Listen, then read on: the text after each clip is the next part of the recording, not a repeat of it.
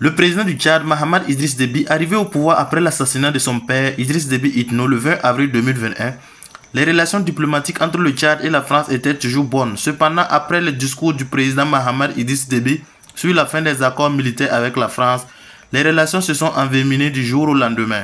À la suite de l'annonce de la décision prise par le gouvernement de la République du Tchad concernant la rupture de l'accord de coopération militaire entre notre pays et la France.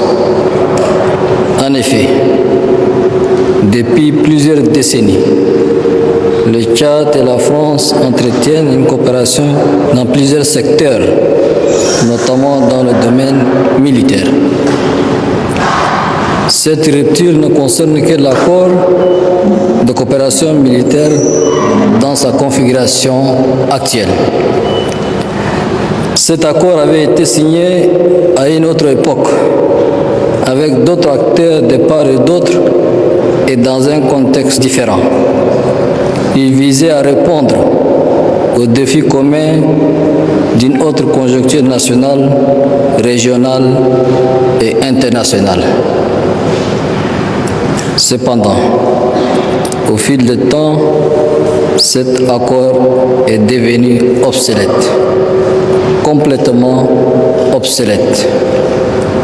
Il ne correspondait plus ni aux réalités sécuritaires, géopolitiques et stratégiques de notre temps, ni à nos attentes légitimes quant à la pleine expression de notre souveraineté. De la même manière, il ne nous apporte aucune valeur ajoutée réelle sur le terrain militaire où nous faisons face seuls à des défis variés et sérieux, notamment des attaques de dimension terroriste. Des défis sécuritaires nationaux et régionaux devant lesquels nos forces de défense et de sécurité se sont illustrées par une vaillance jamais démentie et une détermination sans commune mesure. Elles ont démontré et prouvé à chaque fois que cela est nécessaire et partout où elles ont été déployées qu'elles sont plus que capables de défendre l'intégrité de notre territoire et d'assurer la sécurité de nos concitoyens, voire contribuer efficacement à lutter contre le terrorisme à l'échelle régionale.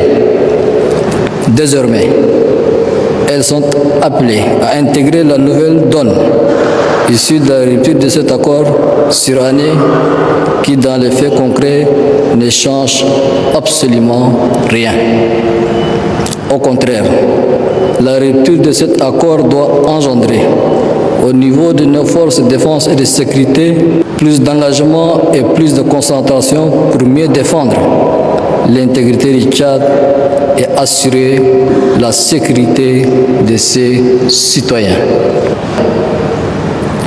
En tant qu'État souverain, fort de ces 66 ans de marche depuis la proclamation de la République, le Tchad est pleinement en droit et même dans l'obligation de définir librement ses relations internationales, de choisir les formes de coopération qu'il souhaite et de conduire sa politique de défense en fonction de ses priorités.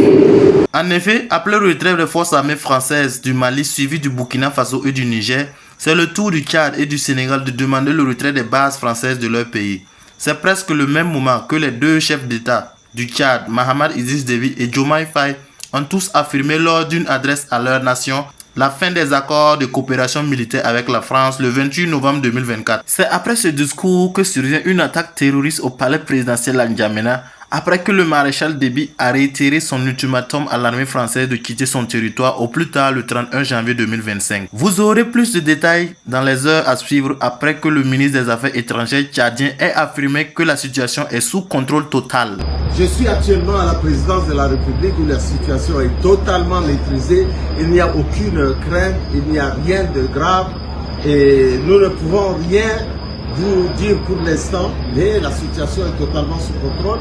Nous attendons la venue du procureur de la République pour vous montrer la réalité de ce qui s'est passé. Mais d'ores et déjà, je voudrais rassurer l'ensemble des Tchadiens que la situation est sous contrôle. C'est un petit incident qui s'est passé et je reviendrai longuement tout au long de la soirée pour vous dire ce qui s'est passé. Je suis actuellement à la présidence de la République. Comme vous voyez, il n'y a absolument rien. Tout est calme. Je veux que vous soyez rassurés. On est là et nous défendrons notre pays au prix de notre sang. Soyez calmes. Il n'y a rien, il n'y a absolument rien. Nous sommes tous mobilisés, les forces de défense et de sécurité sont mobilisées et tout a été éradiqué, toute cette tentative de déstabilisation a été éradiquée. Soyez à l'écoute, restez fermes et je reviendrai pour vous donner plus de détails.